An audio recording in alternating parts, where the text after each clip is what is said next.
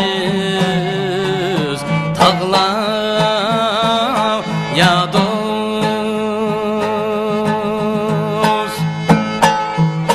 verip yolunu bağlar ya dost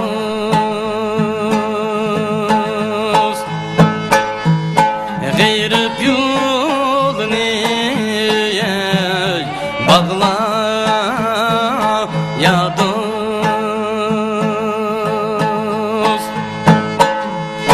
verip ölsen kim yığlar dostum ya dost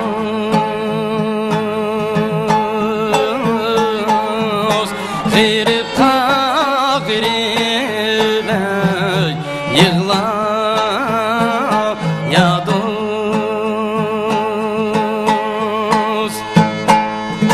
verip ölsen kim yığlar dostum ya dost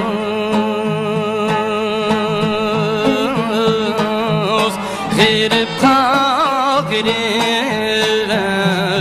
yığlar ya dost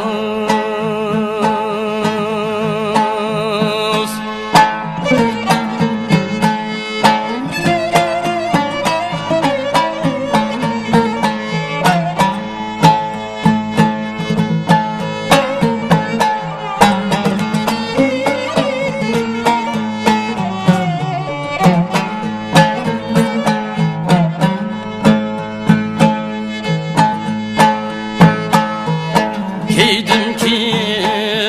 pinek tonni Allah gülxanda yana mende ya dost oldum ya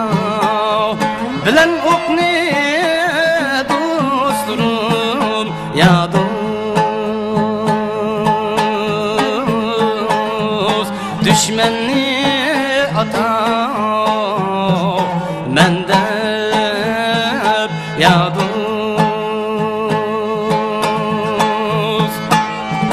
aldım ya bilen okni dostum ya dost düşmanni ata mende ya dost düşmanni ata mende ya dost